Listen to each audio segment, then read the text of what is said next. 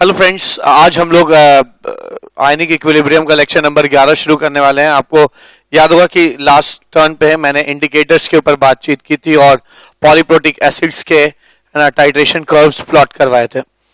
आयनिक chapter में basically 4 topics हैं। पहला है एसिड और बेस का का पीएच निकालना। सेकंड है सॉल्ट हाइड्रोलिसिस। थर्ड टॉपिक है बफर। ठीक है, तो बेसिकली हमने तीनों टॉपिक्स खत्म कर लिए। ठीक है, अब तक जो है तीनों टॉपिक्स खत्म कर लिए हैं। एसिड और बेसिस का पीएच निकालना, सॉल्ट के हाइड्रोलिसिस का पीएच निकालना और एसिड और सॉल्ट का मिक्सचर यानी बफर का पीएच निकालना सीख चुके हैं। टाइट्रेशन कर्व और इंडिकेटर्स है ना, वो एक्स्ट्रा और एक आध चीजें थी जो हम लोगों ने पढ़ी है। अब जो मेजर टॉपिक एक लास्ट बच गया है आयनिक में, वो है ना स्पेरिंगली सॉल्युबल सॉल्ट्स का है ना सॉल्युबिलिटी निकालना या सीखना। ठीक है, तो आने वाले 1-2 लेक्चर्स में हम लोग स्पेरिंगली सॉल्युबल सॉल्ट्स को की सॉल्युबिलिटी की स्टडी करेंगे। तो ये है लेक्चर नंबर 11। लेक्चर 11 टॉपिक है solubility of sparingly soluble salt. Sparingly soluble salt समझा जाए इसको। ये नॉर्मल सॉल्ट नहीं है, ये ऐसे सॉल्ट्स हैं जो पानी में बहुत कम घुलते हैं, स्पेरिंगली सॉल्युबल है, बहुत कम सॉल्युबिलिटी होती है।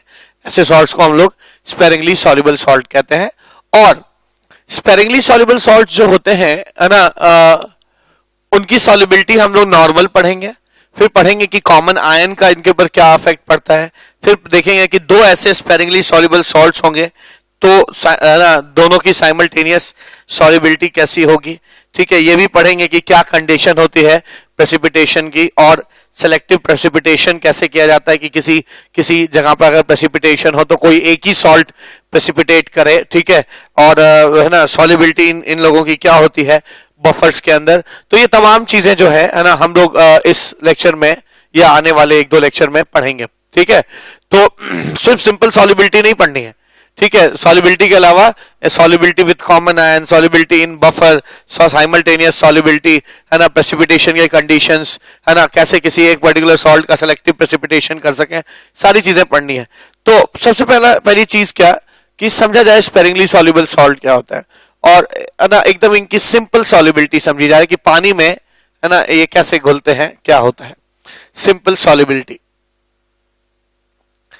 अब मान लीजिए आपने एक स्पेरिंगली सॉल्युबल सॉल्ट लिया, तो जैसे ही आप उसको 1 चम्मच स्पेरिंगली सॉल्युबल सॉल्ट डालेंगे है ना, वो जाकर यहां अंदर बैठ जाएगा नीचे। ये मान लीजिए एक स्पेरिंगली सॉल्युबल सॉल्ट है AB। अब इसका एक बहुत ही छोटा सा चंक डिसॉल्व करेगा, बहुत ही छोटा सा पार्ट डिसॉल्व करता है। ठीक है, डिसॉल्व करता है, AB डिसॉल्व किया और फिर वो डिसोसिएट कर जाता है A+ और B- में। रिवर्स रिएक्शन भी होता है। फिर एक आयन अगर A टूट जाता है A+ B में, तो एक A+ B प्रेसिपिटेट करके वापस भी आ जाता है। तो कहीं ना कहीं इनमें एक इक्विलिब्रियम बना होता है और एक बहुत थोड़ा सा सॉल्ट घुलता है जिसको हम S कहते हैं कि उसकी सॉल्युबिलिटी कितनी है S, बाकी सब नीचे रहेगा। और दोनों चीजें जारी रहती हैं क्या, एक सॉल्ट घुला आयंस में टूटा, कुछ आयंस बनकर वापस उस सॉल्ट में प्रेसिपिटेट करते रहते हैं, ये प्रक्रिया जारी रहती है, डायनेमिक इक्विलिब्रियम रहता है। ठीक है, तो आप कह सकते हैं कि यहां पे कुछ ऐसा होता है क्या कि अगर एक सॉल्ट है AB which is sparingly soluble salt है, सॉलिड स्टेट में है, ये है ना एक्वस स्टेट में चला जाता है, A+ B- एक्वस में चला जाता है। जितना घुलता है, देख जितना लिया है वो नहीं, जितना घुलता है उसको हम S कहते हैं। ठीक है, S कहते हैं। S घुला, ठीक है, शुरुआत में घुला और ये 0 था और बहुत समय बाद है ना ये इसको एक्वस भी ले सकते हैं ना, ये घुला और फिर टूट गया S00 और बहुत समय बाद क्या होगा, सॉल्ट है ना 100% टूट जाएगा, स्ट्रॉन्ग इलेक्ट्रोलाइट है, तो फिर ये जितना घुला था वो टूट गया इसमें S और S में। ठीक है, ध्यान रखना है कि इसकी यूनिट जो है वो मोल्स पर लीटर होगी, मोल्स पर लीटर है। अच्छा, किसी भी वक्त आयन अगर बढ़ेंगे, अगर ये ज्यादा होगा तो वो बैक चला आएगा, यानी यहां पर एक इक्विलिब्रियम सी की अवस्था सी है। ठीक है, अब लोगों ने कहा कि इनके आयंस का जो कॉन्सेंट्रेशन है ठीक है, इनके आयंस का जो कॉन्सेंट्रेशन है, इसका जो जो प्रोडक्ट होता है इसको हम लोग आयनिक प्रोडक्ट कहते हैं। ठीक है, आयनिक प्रोडक्ट कहा जाता है, it is called ionic product. ठीक है, इसको अक्सर हम लोग क्यू से लिखते हैं, इसके बारे में आगे बातचीत करूंगा। आयंस के कॉन्सेंट्रेशन का product raise to the power of stoichiometric coefficient, of course यहाँ पे स्टोइकियोमेट्रिक कोफिशिएंट 1 और 1 है। ठीक है, इसलिए यहाँ पे 1 और 1 है। ठीक है ना, ये जो आयनिक प्रोडक्ट होता है ये एक्सपेरिमेंटली पाया गया कि हमेशा कांस्टेंट होता है। ठीक है ना, एक्सपेरिमेंटली इसको पाया गया कि हमेशा कांस्टेंट होता है और इसको लोगों ने सॉल्युबिलिटी प्रोडक्ट कहा, केएसपी कहा। तो केएसपी बेसिकली कैसे निकल जाता है, आयंस का concentration raise to the power of stoichiometric coefficient, वो हो जाएगा ना केएसपी। अब इस पर्टिकुलर केस के लिए आप लिख सकते हैं कि KSP is equal to S into S, दोनों एस एस है, यानी आप कह सकते हैं S square is K S P, यानी S is under root K S P. तो इस सॉल्ट की जितनी के एस पी होगी उसका अंडर रूट ले लेंगे तो सॉल्ट की सॉल्युबिलिटी आ जाएगी। इस एस को सॉल्युबिलिटी ऑफ सॉल्ट कहा जाता है कि भाई इतना ही सॉल्ट इसमें घुला, इससे ज्यादा नहीं घुला। ये सबसे सिंपलेस्ट केस था जहां पे दोनों कोफिशिएंट 1 थे। हमें एक कॉम्प्लेक्स केस भी समझना चाहिए। मान लीजिए कल को ऐसा सॉल्ट आ जाए AXBY जो कि डिसोसिएट होता है XAY plus plus YBY minus YBX minus. ये ऑटोमेटिकली मैंने यहां पे Y इसलिए ले लिया और यहां X इसलिए ले लिया क्योंकि है तो AX और BY। ठीक है, तो इनका टोटल चार्ज कितना हो जाएगा XY और इनका टोटल चार्ज कितना हो जाएगा XY। ठीक है, तो प्लस XY माइनस XY। ठीक है ना, प्लस XY और माइनस XY दोनों घटकर 0 हो जाएंगे, है ना। तो प्लस XY और माइनस XY, तो ये जानबूझ के मैंने यहाँ Y और X रखा ताकि total charge on all cation and total charge on all anion becomes equal. ठीक है, बराबर हो जाए।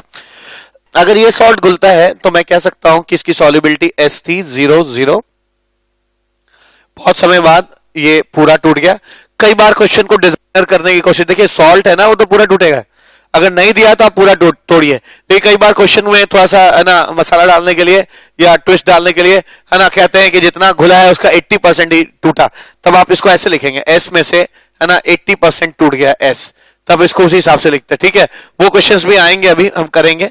ठीक है, हम लोग करेंगे जब, तो तब सीखेंगे।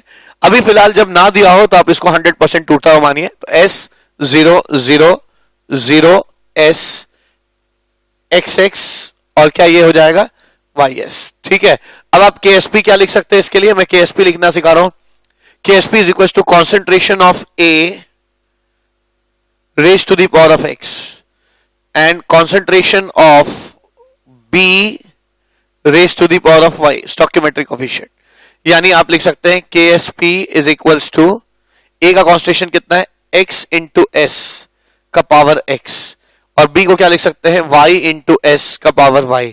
ठीक है, तो ये KSP कितना लिखा जाएगा, KSP is equal to X का पावर X, S का पावर X इंटू Y का पावर Y इंटू S का पावर Y।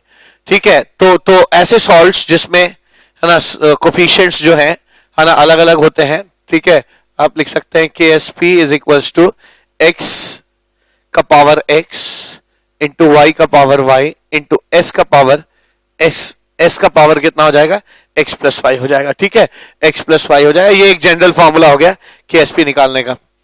ठीक है, तो हम लोगों ने ना दो तरह के, एक सिंपल, बहुत ही सिंपल सॉल्ट लिया, उसकी सॉल्युबिलिटी देख ली, और एक कॉम्प्लेक्स थोड़ा सा सॉल्ट है उसकी सॉल्युबिलिटी देख ली। ठीक है, तो इतना काफी है। अब बहुत सारी चीजें हमें जो समझ में आएंगी वो क्वेश्चन के मार्फत ही समझ में आएंगी। तो आइए एक क्वेश्चन करते हैं, है ना। अब सबसे सिंपलेस्ट क्वेश्चन क्या है, कैलकुलेट द, ठीक है ना, क्वेश्चन है calculate the,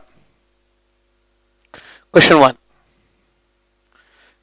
calculate the KSP of Li3N3 Li3Na3 AlF6 whole twice in terms of solubility of S। Solubility के टर्म्स में है ना निकालना है KSP, तो हो जाएगा। आइए इसका सॉल्यूशन देखते हैं। पहला क्वेश्चन है ना, इसका सॉल्यूशन क्या हो जाएगा, मैं लिख सकता हूं Li3Na3 है है ना AlF6 होल ट्वाइस है। जब ये पानी में जाएगा तो ये 3Li plus plus 3Na plus twice AlF6 3 minus में टूटेगा। अगर मैं इसको S लेता हूं, S 0 0 0 0 3S 3S 2S ऐसे लिखा मैंने, ठीक है। 3S 3S और 2S लिखा। क्या लिख सकता हूं मैं? KSP लिख सकता हूं। मैं लिख सकता हूं लिथियम आयन का होल क्यूब, लिथियम आयन के कॉन्सेंट्रेशन का whole cube into sodium ion के कॉन्सेंट्रेशन का होल क्यूब इंटू है ना AlF6 3 माइनस का होल स्क्वायर। ठीक है, इसको लिखा जा सकता है KSP is equals to lithium ion कितना है 3S का होल क्यूब इंटू 3S का होल क्यूब इंटू 2S का होल स्क्वायर। ठीक है, ये आ जाएगा है ना 3 3 9 9 3 27 इंटू 27 इंटू 4 इंटू S का पावर 8। ठीक है, और आप अब इसको जब सॉल्व करेंगे तो ये वैल्यू आ जाएगी 2916। ठीक है, तो ये मैंने कैलकुलेट किया हुआ है 2916 S to the power of 8 आ जाएगा। ठीक है, तो ये आपकी KSP की वैल्यू आ गई। KSP की वैल्यू कितनी हो जाएगी? 2916 टू द पावर ऑफ 8। ठीक है, तो ये एक क्वेश्चन हो गया जो हम लोगों ने यहाँ पे सॉल्व किया, पहला क्वेश्चन सॉल्युबिलिटी पे। अगला क्वेश्चन क्या? अगला क्वेश्चन देखते हैं, क्वेश्चन नंबर 2, जो कि एक सिंपल क्वेश्चन है। सिंपल सॉल्युबिलिटी ही हमारा अभी टॉपिक है ना। स्पेरिंगली सॉल्युबल सॉल्ट की सॉल्युबिलिटी में हम अभी सिंपल सॉल्युबिलिटीज पढ़ रहे हैं कि एक सॉल्ट को सिंपली पानी में घोला जाए तो उसकी सॉल्युबिलिटी क्या होगी अगर वो एक स्पेरिंगली सॉल्युबल सॉल्ट है। मैं आपको बताऊं कि हमेशा स्पेरिंगली सॉल्युबल सॉल्ट्स में इस चीज का आपको ध्यान रखना है कि ना स्पेरिंगली सॉल्युबल सॉल्ट्स पहचानेंगे कैसे? तो हमेशा स्पेरिंगली सॉल्युबल सॉल्ट्स का कुछ ना कुछ KSP होता है, या अगर किसी क्वेश्चन में किसी सॉल्ट के लिए है ना KSP मतलब सॉल्युबिलिटी प्रोडक्ट का अगर जिक्र किया है किसी सॉल्ट के लिए, तो आपको खुद ब खुद समझ जाना चाहिए कि वो सॉल्ट जो है वो स्पेरिंगली सॉल्युबल सॉल्ट है। ठीक है, क्वेश्चन नंबर 2 क्या कहता है? Solubility product of calcium carbonate, solubility product of calcium carbonate is 9 into 10 to the power of minus 8. Calculate its solubility in grams per liter. Solubility in gram per liter. तो ठीक है, करते हैं इसे solve करते हैं। कैल्शियम कार्बोनेट एक insoluble या स्पेरिंगली सॉल्युबल सॉल्ट है। ठीक है, और ये ऐसे टूटता है पानी में। ठीक है, इसके KSP की वैल्यू दी गई है 9 into 10 to the power of minus 8। माना ये S घुला, S मोल्स पर लीटर घुल गया। ठीक है, तो बहुत समय बाद ये 0 बचेगा या S बचेगा या S बचेगा। अब मैं कह सकता हूं S इंटू S, या KSP है ना 9 into 10 to the power of minus 8 is equal to calcium का कंसंट्रेशन इंटू कार्बोनेट का कंसंट्रेशन लिख सकता हूं मैं।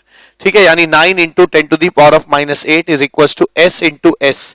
S square is 9 into 10 to the power of minus 8। S is equal to 3 into 10 to the power of minus 4। अब ध्यान रखिए कि सॉल्युबिलिटी हमेशा मोल्स पर लीटर में ही निकलती है।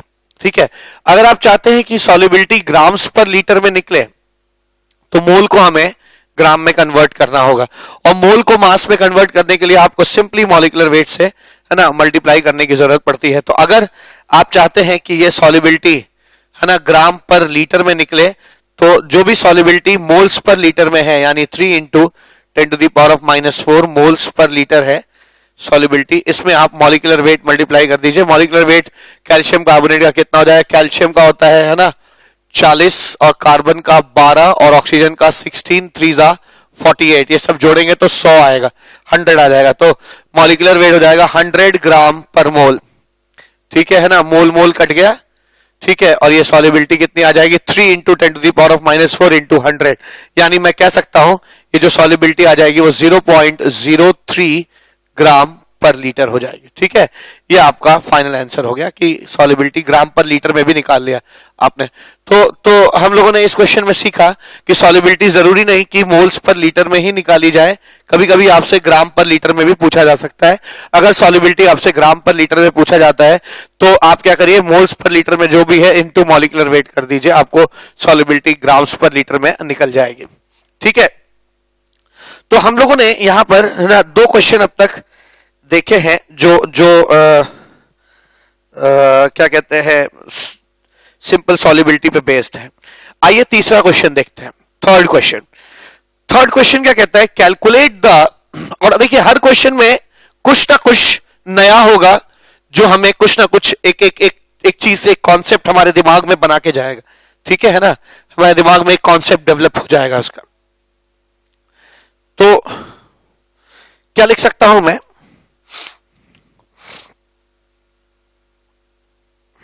लिख सकता हूं अगला question, question number 3। Question number 3 क्या है, calculate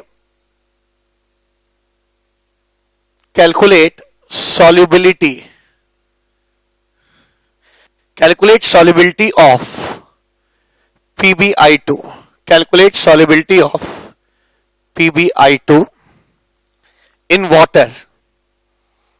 water at 25 degrees Celsius, which is 80% dissociated, ठीक है। given KSP of PbI2 is कितना दिया हुआ है, 2.048 into 10 to the power of minus 9।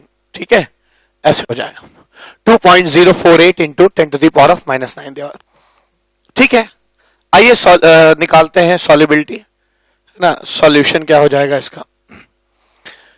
आपको पता है कि PbI2 जो है ना, वो पानी में घुलता है 25 डिग्री सेल्सियस पर, और कहा है 80% ही डिसोसिएट किया।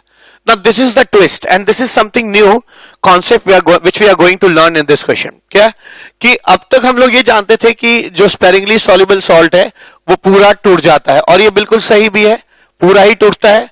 लेकिन अगर क्वेश्चन में एक डिजाइनर कंडीशन दी हो कि नहीं 80% ही टूटता है, तो आपको फिर उसी दायरे में क्वेश्चन करना होगा। ठीक है, तो मान लीजिए शुरुआत में इसकी सॉल्युबिलिटी ये 0 है, ये 0 है। ठीक है, बहुत समय बाद है ना, इसमें से % चला गया, यानी 0.8s टूट गया। ठीक है, तो ये कितना बनेगा, ये 1 मोल से 1 मोल बनता है, तो 0.8s से ये 0.8s ही बनेगा।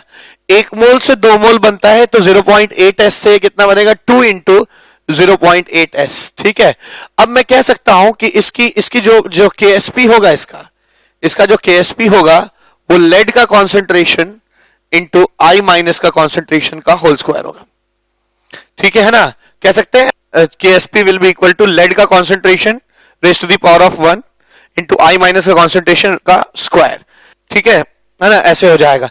KSP की वैल्यू कितनी है आपको पता है, 2.048 into 10 to the power of minus 9 is equal to, lead का कॉन्सेंट्रेशन कितना है, 0.8s है, पावर 1।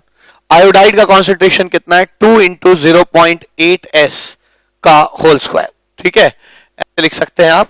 अब क्या, 2.048 into 10 to the power of minus 9 is equals to, है ना, इसको मैं लिख सकता हूं 0.82, और इसको लिख सकता हूं 2 का स्क्वायर 4 इंटू 0.8 का स्क्वायर, यानी 0.8 इंटू 0.8 इंटू s का पावर 1 और s का स्क्वायर, है ना, ये s का होल क्यूब हो जाएगा। ठीक है,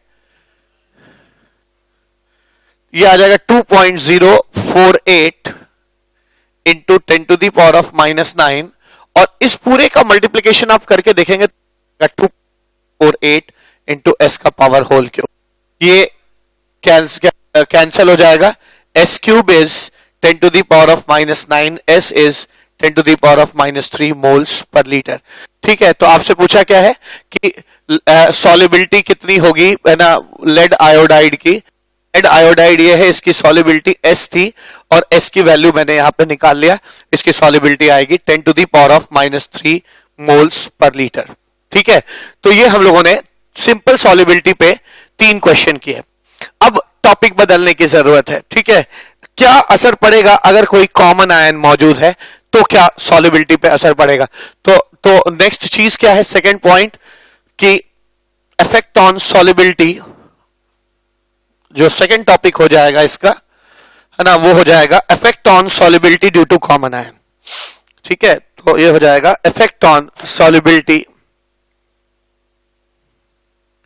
on solubility due to common ion, due to common ion. ठीक है, कॉमन आयन की वजह से क्या अफेक्ट पड़ेगा सॉल्युबिलिटी पे, आइए इसको भी समझते हैं। तो इसको समझने का सबसे अच्छा और नायाब तरीका क्या है कि हम क्वेश्चन करें। ठीक है, क्वेश्चन करते हैं। क्या क्वेश्चन है, कैलकुलेट द सॉल्युबिलिटी ऑफ, ठीक है, नेक्स्ट क्वेश्चन है calculate solubility of silver oxalate Ag2C2O4, silver oxalate in 10⁻⁻² m potassium oxalate solution, है ना, oxalate solution given Ksp of silver oxalate is 10⁻⁻10। Oxalate क्या होता है ना, ऑक्सलेट C2O4 क्या होता है, तो इसको कहते हैं ऑक्सैलिक एसिड, है ना, CH is called oxalic acid.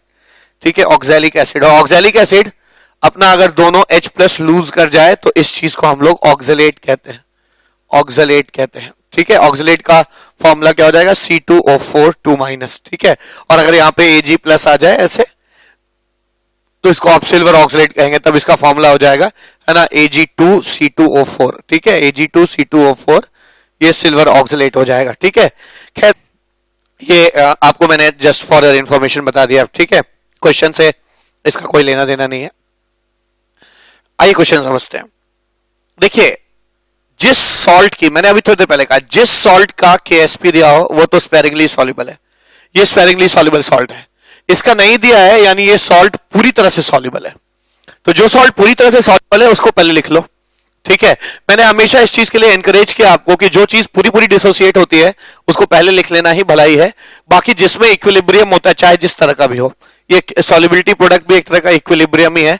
जब भी चीजें खुलती हैं तो, है ना, डिसोसिएशन और है ना प्रेसिपिटेशन, आयनाइजेशन एंड प्रेसिपिटेशन दोनों साथ साथ होते हैं।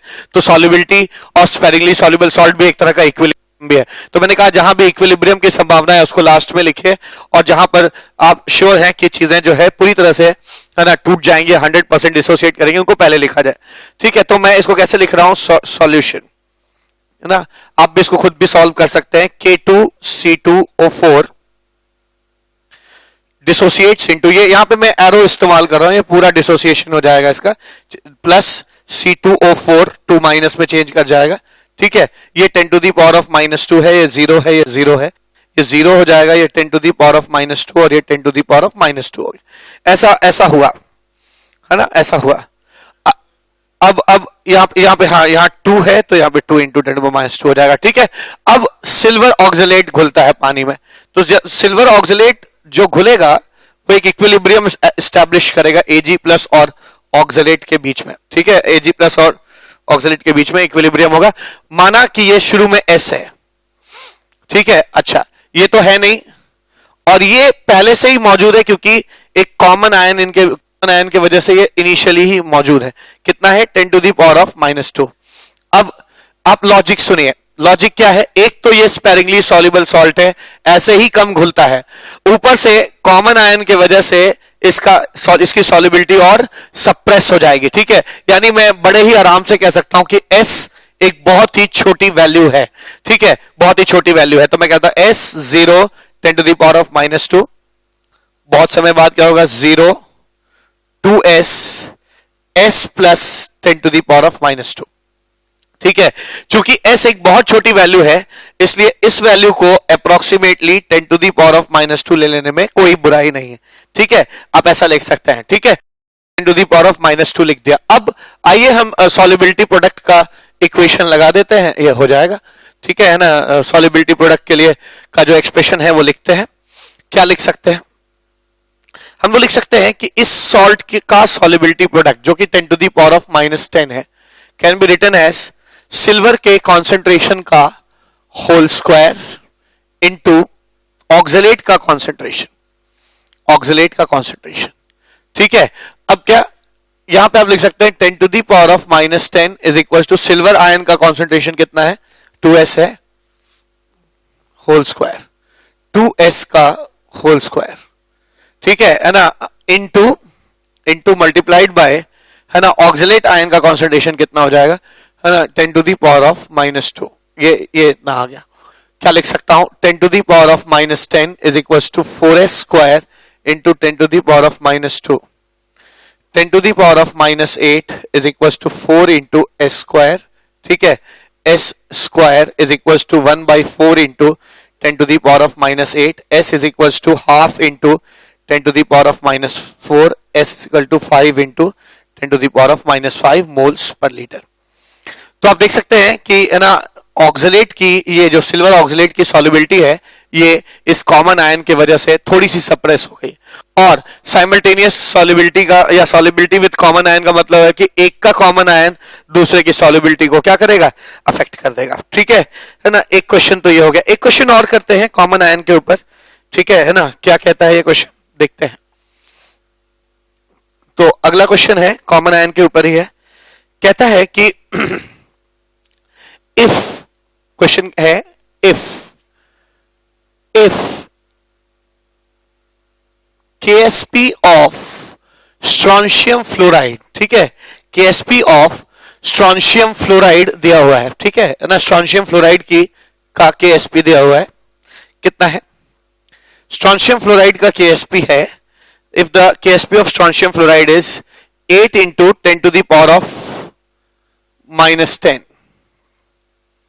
calculate its solubility, calculate its solubility 0.1 m NaF solution।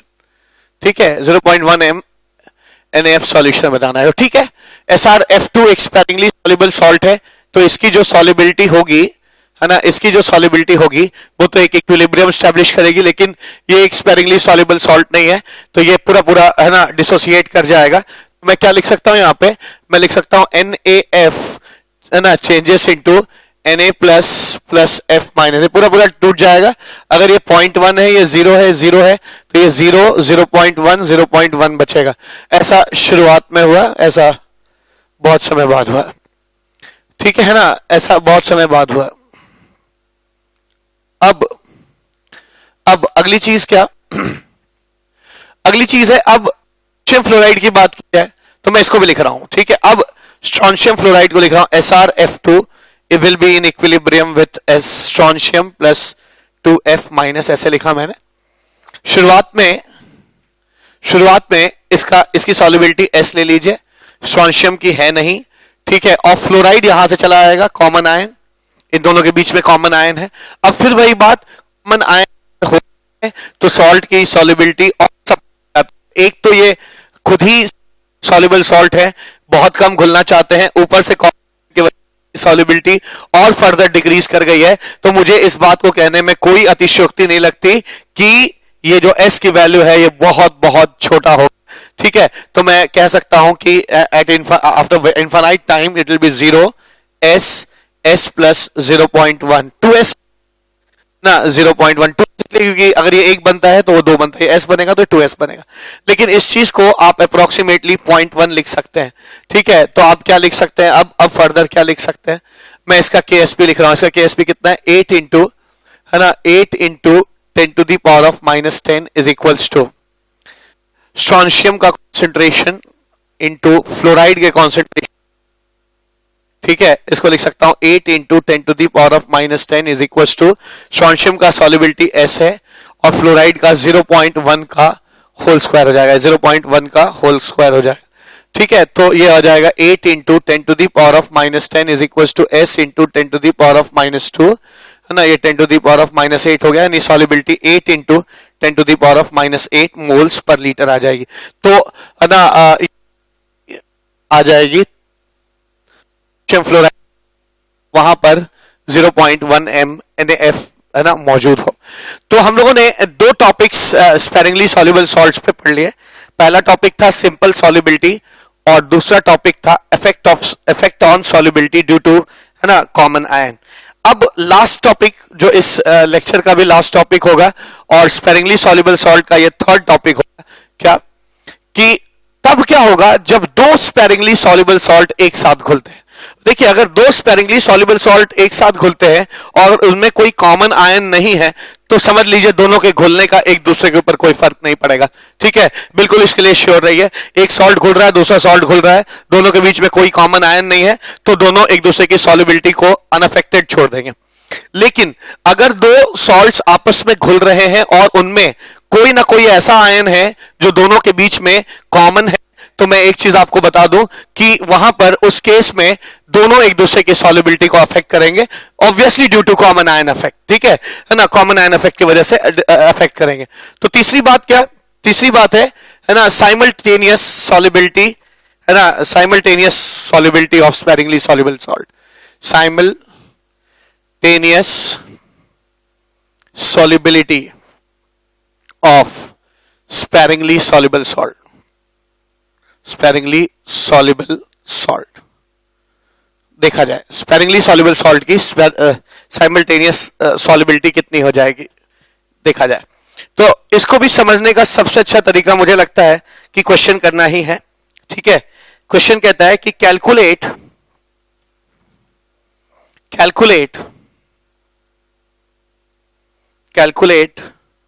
simultaneous solubility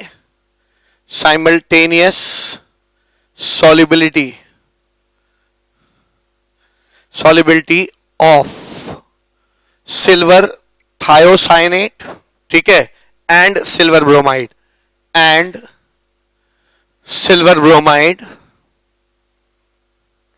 in water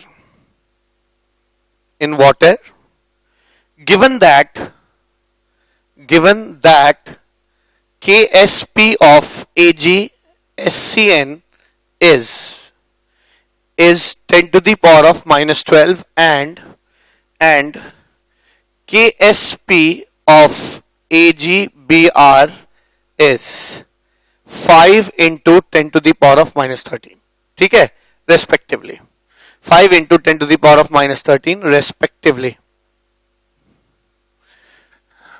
ठीक है, तो AgBr और AgCN है और ये दो सॉल्युबल सॉल्ट है, दो स्पेरिंगली सॉल्युबल सॉल्ट, इनकी साइमल्टेनियस सॉल्युबिलिटी निकालनी है। ठीक है, निकल जाएगी। एक काम करते हैं, हम इक्वेशन लिखते हैं। अगर Ag सिल्वर थायोसाइनेट घुलेगा तो क्या हिसाब किताब होगा, ये कुछ इस तरह का हो जाएगा, Ag plus plus SCN minus, ठीक है, अगर इसकी सॉल्युबिलिटी S होगी, S1 ले लीजिए, 0 0 0 S1 लिखा मैंने, ठीक है ना। लेकिन इसी सॉल्यूशन में सिल्वर ब्रोमाइड भी घुला हुआ है, ठीक है, सिल्वर थायोसाइनेट के साथ साथ सिल्वर ब्रोमाइड भी घुला हुआ है। तो मैं क्या लिख सकता हूं, AgBr is in equilibrium with Ag plus Br minus, ठीक है, Ag plus plus Br minus लिख सकते हैं। इसको लिखिए S2, माना कि इसकी सॉल्युबिलिटी S2 है, लेकिन चूंकि यहां पर सिल्वर आयन कॉमन है तो यहां पर बना हुआ सिल्वर आयन वहां के लिए भी अवेलेबल होगा, यानी पहले से सिल्वर आयन S1 घुला हुआ है, ठीक है, ये 0 है। अब ये 0, ये S1 तो पहले से था, S2 इसके वजह से बना, ये S2 बना, ठीक है। अब इसके वजह से जो कॉमन आयन बना, यहां पे जो कॉमन आयन आया वो यहां के लिए भी अवेलेबल होगा, यानी दोनों एक दूसरे को अफेक्ट करेंगे। यहां से यहां बनने वाला सिल्वर वहां के लिए अवेलेबल होगा और यहां बनने वाला S2 सिल्वर वो यहां के लिए भी अवेलेबल होगा, ठीक है। जब ये हो जाएगा, अब हम कहेंगे कि ये दोनों साइमल्टेनियसली सॉल्युबल हो चुके हैं, साइमल्टेनियसली सॉल्युबल हैं। अब अगर ये दोनों सॉल्युबल हैं साइमल्टेनियसली, तो आपको यही बताना है कि S1 और S2 की वैल्यू निकालनी है। आपसे यही पूछा गया है कि calculate the simultaneous solubility. Solubility अकेले नहीं, सॉल्युबिलिटी उस समय जब इसके साथ सिल्वर ब्रोमाइड भी, सिल्वर थायोसाइनेट के साथ सिल्वर ब्रोमाइड भी घुला हुआ है, उस समय क्या सॉल्युबिलिटी होगी दोनों सॉल्ट्स की, ये हमें निकालना है इस क्वेश्चन में। ठीक है, हम सॉल्व कर लेंगे, कोशिश करते हैं। तो इस तरह के क्वेश्चंस जो साइमल्टेनियस सॉल्युबिलिटी के होते हैं, उसमें दो ही बातें होती हैं, है ना, KSP दिया होगा और साइमल्टेनियस सॉल्युबिलिटी पूछ लेंगे, साइमल्टेनियस सॉल्युबिलिटी पूछ लेंगे जैसा कि अभी यहां है, या उल्टा भी हो सकता है, साइमल्टेनियस सॉल्युबिलिटी दी गई होगी और आपसे ना दोनों का अपना अपना KSP पूछ लिया जाएगा। बस यही दो क्वेश्चन बनेगा, दोनों क्वेश्चन एक दूसरे के जस्ट ऑपोजिट है, रिवर्स है। ठीक है, तो आइए देखते हैं इसको मैं क्या लिख सकता हूं। इसका जो सॉल्युबिलिटी प्रोडक्ट है वो 10 टू द पावर ऑफ -12 है। 10 to the power of -12 can be written as silver का कॉन्सेंट्रेशन इंटू SCN का कॉन्सेंट्रेशन, यानी है ना S1 plus S2 into S1। और AgBr का सॉल्युबिलिटी प्रोडक्ट कितना है, 5 into 10 to the power of -13। और इसको क्या लिख सकते हैं, सिल्वर आयन का कॉन्सेंट्रेशन, जो कि कॉमन है दोनों इक्विलिब्रियम में, और ब्रोमाइड का कॉन्सेंट्रेशन S2 लिख सकता है। ठीक है, अब क्या कर सकते हैं, इसको सॉल्व कर लेते हैं, है ना। एक बार आप इन दोनों को डिवाइड कर लें और इन दोनों को जोड़ लें। ठीक है, अगर आप इन दोनों को डिवाइड करेंगे, डिवाइड कर लीजिए, तो ये कैंसिल हो जाएगा, ये 2 आएगा, यानी S1 by S2 will be 2। ठीक है, और एक बार इन दोनों को जोड़ लीजिए, इन दोनों को जब जोड़ेंगे तो ये आ जाएगा 10 to the power of -12 plus 5 into 10 to the power of -13 is equal to, इन दोनों को जब जोड़ेंगे तो आएगा S1 प्लस S2 का होल स्क्वायर। ठीक है ना, S1 प्लस S2 का होल स्क्वायर। आप करके देख लीजिएगा, यही आएगा, S1 प्लस S2 कॉमन आ जाएगा और जोड़ेंगे तो फिर लास्ट में S1 प्लस S2 बच जाएगा। ठीक है, तो ये चीज आ जाएगी S1 प्लस 2 का whole square is equals to, मैं लिख सकता हूं इसको 10 टू दी पावर ऑफ -12, अगर कॉमन ले तो 1 प्लस 0.5 बचेगा मेरे ख्याल से, तो ये आ जाएगा, यानी S1 plus S2 is equals to 1.5 into 10 to the power of, ये -12 है तो ये -6 हो जाएगा। ठीक है, यानी S1 प्लस S2 की वैल्यू कितनी आ जाएगी, आप इसका अंडर रूट निकाल लेंगे तो 1.22 आ जाएगा ये। ठीक है, 1.22 आ जाएगा, 1.22 into 10 to the power of -6। ठीक है, S1 प्लस S2 आ गया। और अगर S2 पता चल गया तो हम S1 और S2 की इंडिविजुअल वैल्यूज भी निकाल सकते हैं, क्योंकि हमें S1 और S2 का, है ना, रेशियो यहां पे पता है कि S1 और S2 का रेशियो क्या है ना। S1 और S2 का जो रेशियो आ जाएगा, है ना, वो दिया हुआ यहाँ पे 2 है, तो इससे हम लोग सॉल्व करके साइमल्टेनियस सॉल्युबिलिटी निकाल सकते हैं। क्या हो जाएगा, मैं लिख सकता हूं S1 को 2S2 लिख सकता हूं। तो इसी को कंटिन्यू करते हैं, सिंस हम जानते हैं S1 plus S2 is equal to 1.22 into 10 to the power of -6। S1 को क्या लिख सकते हैं, 2 is 1.22, 3S2 is equal to 1.22 into 10 to the power of -6। S2 को क्या लिख सकते हैं, 3 4 12, हाँ, और लगभग 1 या 0, ठीक है, into 10 to the power of -6। ठीक है, यानी S2 को आप लिख सकते हैं 4 into 10 to the power of -7। ठीक है, 4 into 10 to the power of -7 moles पर लीटर ये सॉल्युबिलिटी हो जाएगी। इतने मोल्स प्रति लीटर घुलेंगे किसके, है ना, S2 के, S2 मतलब AgBr के। AgBr की सॉल्युबिलिटी कितनी हो जाएगी, है ना, 4 into 10 to the power of -7 moles पर लीटर। और S1 की वैल्यू कितनी आ जाएगी, S1 की वैल्यू आ जाएगी, S1 की वैल्यू आ जाएगी, है ना, 2 टाइम्स S2। ठीक है, यानी S1 की वैल्यू हो जाएगी 2 टाइम्स S2, अगर मैं इसे कर दूं, है ना, तो ये आएगा 8 इंटू -7 मोल्स पर लीटर। ठीक है, इसकी सॉल्युबिलिटी दुगनी हो जाएगी। तो साइमल्टेनियस सॉल्युबिलिटी पे ये क्वेश्चन हम लोगों ने किया। आशा आपको समझ में आया होगा कि कैसे एक कॉमन आयन, देखिए ध्यान दीजिएगा, मैंने एक बात कही पहले भी कि अगर इन दोनों के टूटने में, दोनों स्पेरिंगली सॉल्युबल सॉल्ट में अगर कोई कॉमन आयन नहीं है तो फिर ये ऐसे टूटेंगे और ऐसे घुलेंगे जैसे दूसरा मौजूद ही नहीं है, ये दोनों एक दूसरे पे इफेक्ट नहीं डाल पाएंगे। लेकिन अगर कहीं पर एक कॉमन आयन मौजूद होगा, अगर बीच में, तो दोनों एक दूसरे की सॉल्युबिलिटी पे फर्क डालेगा। अब मुझे लगता है कि हम लोगों ने है ना इस टॉपिक पे स्पेरिंगली सॉल्युबल सॉल्ट पे 3 टॉपिक्स की पढ़ाई की है और लगभग है ना 6 क्वेश्चन सॉल्व किए हैं। मुझे लगता है काफी हो गया है ना। एक लास्ट क्वेश्चन करके इस लेक्चर को एंड करते हैं। लास्ट क्वेश्चन जस्ट इसका ऑपोजिट होना चाहिए कि सॉल्युबिलिटीज दी होंगी, ठीक है, या सॉल्युबिलिटीज का हिंट होगा और आपको केएसपी निकालना होगा, ठीक है। तो आइए इसको भी सॉल्व करते हैं। लास्ट क्वेश्चन हो गया इस लेक्चर का। क्या कहता है क्वेश्चन? क्वेश्चन है कुछ इस तरह से, क्या कि the ratio of solubility product, question the ratio of solubility product यानी KSP of barium sulphate and barium chromate BaCrO4, ठीक है, बेरियम क्रोमेट इज 1:2.4, ठीक है, 1:2.4 ये इनके सॉल्युबिलिटी प्रोडक्ट का रेशियो है।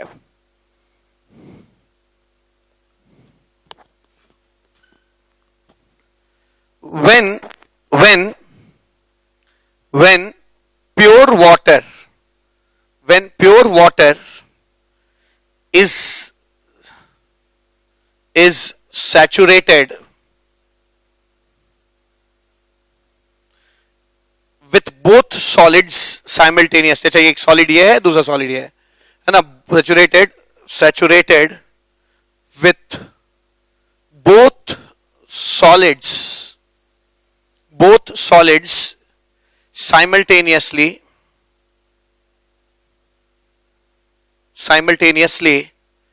the total barium ion concentration is found to be 1.85 into 10 to the power of -5, of course moles per liter, ठीक है ना। the simultaneously then the barium ion concentration was 1.85 into 10 to the power -5 moles per liter, ठीक है, moles per liter। calculate KSP of both compounds, तो दोनों compounds का KSP निकालना है मुझे, ठीक है, हो जाएगा है ना, इतना मुश्किल काम नहीं है, ठीक है, हम लोग इसको कैलकुलेट कर सकते हैं। आइए सॉल्व करते हैं इसको। सॉल्यूशन, क्या सॉल्यूशन हो जाएगा? कहा जा रहा है रेशियो ऑफ KSP, इन दोनों के KSP का रेशियो है 1:2.4। जब दोनों प्योर वाटर में दोनों सॉलिड्स यानी ये और ये दोनों डाल दिया गया, यानी साइमल्टेनियस सॉल्युबिलिटी का केस बन गया, ठीक है। बेरियम सल्फेट जो है वो पानी में जाने के बाद बेरियम एक्वस और सल्फेट एक्वस में चेंज होगा, ठीक है। इसकी सॉल्युबिलिटी S0 है ना, 0S1 लिखा मैंने, ठीक है। इसी तरह मैं इसका बेरियम क्रोमेट का क्या लिख सकता हूं? BaCrO4 changes into barium +2 plus CrO4 2-, इसकी सॉल्युबिलिटी S2, ये पहले से मौजूद होगा क्योंकि यहां से S1 बना है, तो कॉमन आयन की वजह से यहां भी S1 होगा, ठीक है। 0 S1 प्लस S2 और यहां अगर S2 बना है तो वो यहां के लिए भी अवेलेबल होगा, यानी यहां पर भी मैं है ना उसको S2 लिख लूं।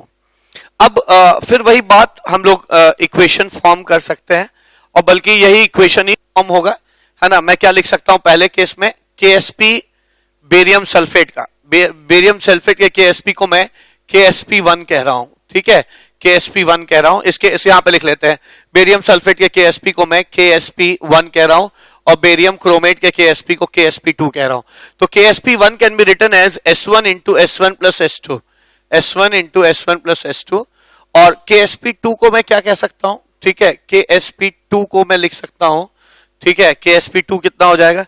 KSP2 will be equal to S2 into S1 plus S2, ठीक है, यानी S2 into S1 plus S2 ये आ जाएगा, ठीक है, ये लिखा मैंने। अब मुझे दोनों का KSP की वैल्यू निकालनी है, ठीक है। अच्छा, हो जाएगा, देखते हैं।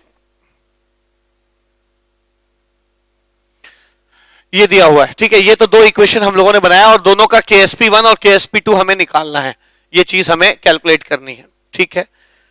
अब एक काम करते हैं, इन दोनों का रेशियो लीजिए। इन दोनों का रेशियो लेंगे तो क्या आ जाएगा, KSP1 by KSP2 will be equal to S1 by S2। और KSP1 और KSP2 का रेशियो दिया हुआ है 1:2.4, यानी मैं यहां पे लिख सकता हूं S1 by S2 is equal to 1/2.4। Equation तो मुझे मिल गया। दूसरी चीज ये भी बताया कि टोटल बेरियम आयन का कॉन्सेंट्रेशन इतना है, लेकिन बेरियम आयन का टोटल कॉन्सेंट्रेशन कितना है, S1 प्लस S2। यानी मुझे यह भी पता चल गया कि S1 प्लस S2 की वैल्यू कितनी है। S1 प्लस S2 की वैल्यू बेरियम आयन का कॉन्सेंट्रेशन है और बेरियम आयन का टोटल कॉन्सेंट्रेशन 1.85 इंटू 10⁻⁻5 है, ठीक है। तो मैं अगर S1 और S2 की वैल्यू निकाल लूं तो मैं कहीं ना कहीं जो मुझे चाहिए दोनों का KSP में निकाल पाऊंगा, ठीक है। तो मुझे S1 और S2 की वैल्यू निकालनी है। यह भी मुझे पता है कि ना S2 को मैं क्या लिख सकता हूं, 2.4 S1 लिख सकता हूं, ठीक है। तो यहां पे मैं यही कर रहा हूं, S1 प्लस S2 को मैं क्या लिख सकता हूं, 2.4 S1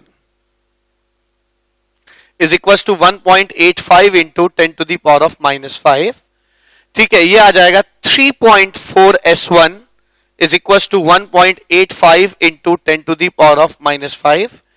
S1 को क्या लिख सकता हूं मैं, 1.85 बाय 3.4 इंटू 10⁻⁻5, ठीक है। इसकी वैल्यू आ जाएगी 0.544 इंटू 10⁻⁻5, ठीक है। या आप कह सकते हैं 5.4 इंटू 10⁻⁻6, ठीक है। ये S1 की वैल्यू आ गई, ठीक है। S1 की वैल्यू आ गई। अब हम लोग S2 की वैल्यू निकाल लेंगे। इसी तर्ज पर S2 की वैल्यू क्या हो जाएगी, मैं ये लिख रहा हूं यहां पे, है ना। इसी तरह आप S2 की वैल्यू लिख सकते हैं, S2 is equal to 2.4 S1, यानी S2 is equal to 2.4 into 5.4 into 10⁻⁻6। S2 की वैल्यू आ जाएगी 1.3 इंटू, मल्टीप्लाई कर लेंगे, ठीक है, इंटू 10⁻⁻5 आई गेस, ठीक है ना। अब इनको मल्टीप्लाई कर लीजिए, 5.4 इंटू 2.4, 4 4 जा 16, 4 5 जा 20, 21, 2 4 जा 8, 2 5 जा 10, 11, ठीक है। तो ये 6 हो जाएगा, ये 9 हो जाएगा, 3 1, ठीक है। तो ये हो जाएगा 13.96, ठीक है, 13.96 यानी लगभग 1.396 इंटू 10⁻⁻5, ठीक है ना। यानी मैं इसको कह सकता हूं, या -6 में ही रखते हैं ताकि दोनों -6 में ही रहे, ठीक है। तो इसको हम लोग 13.96 यानी अप्रोक्सीमेटली 14 इंटू 10⁻⁻6 कह सकते हैं मोल्स पर लीटर, ठीक है ना। 13.96 को मैंने 14 ले लिया, तो S2 की वैल्यू भी आ गई है ना, 14 इंटू 10⁻⁻6 आ गया। अब अगर मुझे है ना S1 और S2 की वैल्यू पता चल गई है तो मेरे लिए KSP की वैल्यू कैलकुलेट करना इतना मुश्किल नहीं रह गया। KSP1 कितना हो जाएगा, S1 plus S2 into S1। S1 plus S2 की वैल्यू हमें पता है पहले से, S1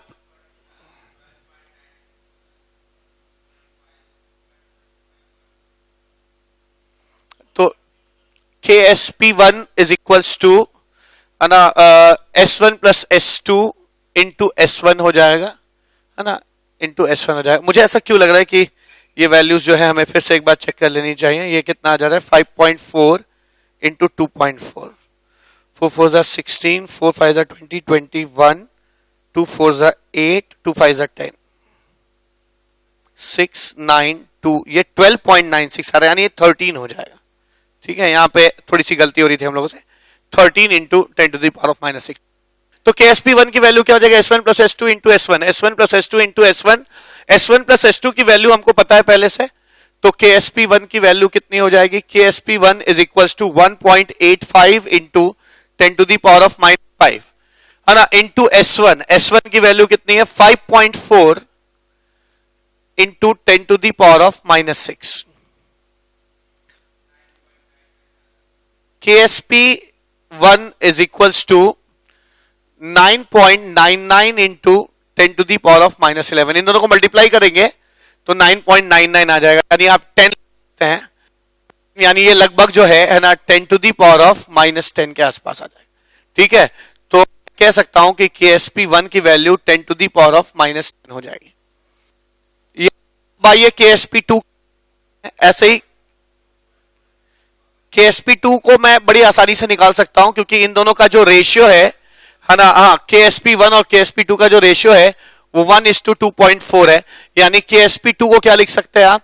KSP2 को लिख सकते हैं KSP1 इंटू 2, यानी 2.4 इंटू KSP1, यानी KSP2 2.4